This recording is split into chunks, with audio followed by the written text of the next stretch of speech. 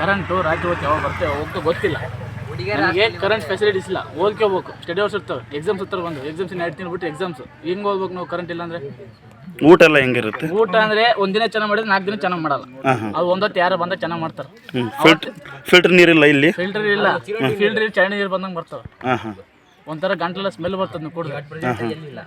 ಇವತ್ತು ಸ್ನಾನ ಮಾಡಿಲ್ಲ? ಇಲ್ಲ, ನೀರಿಲ್ಲ, ಬೆಳಗಿನ ಕರೆಂಟ್ ಇಲ್ಲ, UPS ಇಲ್ಲ, ಬಾತ್ರೂಮಿಗೆ ಹೋಗಿಲ್ಲ. ಗರ್ಲ್ಸ್ ಅಷ್ಟೇ UPS CPS ಈಗ ಅವ್ರಷ್ಟೇ ಓದಾಕತ್ತಾರ ಸರ್. ನಾವು ಯಾರು ಓದಾಕತ್ತಿಲ್ಲ.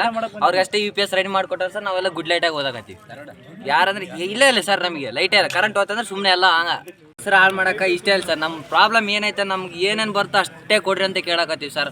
ಯಾರ ಹತ್ರ ಎಕ್ಸ್ಟ್ರಾ ಕೇಳಿಲ್ಲ, ಅವ್ರ ಮನೆಗಿಂತ ತಂದು ಹಾಕಂತ ಯಾರು ಕೇಳಿಲ್ಲ ಸರ್. ಇಲ್ಲಿ ಏನೇನು ಬರ್ತತೋ ಭಾರಿ ಪರ್ಸ್ನಲಾಗಿ ಮಾತಾಡಕತ್ತಾರ ಸರ್. ಅಪ್ಪನ ಮನೆ ತಂದೆಗಿದೆ, ಅದನ್ನ ತಂದೆ ಅವ್ರಿಗೆ ಏನು ಕೊಡ್ತೋ ಅಷ್ಟೇ ಕೊಡ್ರಿ ಅಂತ ಕೇಳಕತ್ತೀವಿ ಸರ್. ನಾವು ಇನ್ನು ಅವ್ರ ಮನೇಲಿ ತಂದು ಹಾಕಂತ ಯಾರು ಹೇಳಿಲ್ಲ ಸರ್. ಉತ್ತರ ಕರ್ನಾಟಕ ನ್ಯೂಸ್, ಇದು ಕನ್ನಡದ ಉಸಿರು.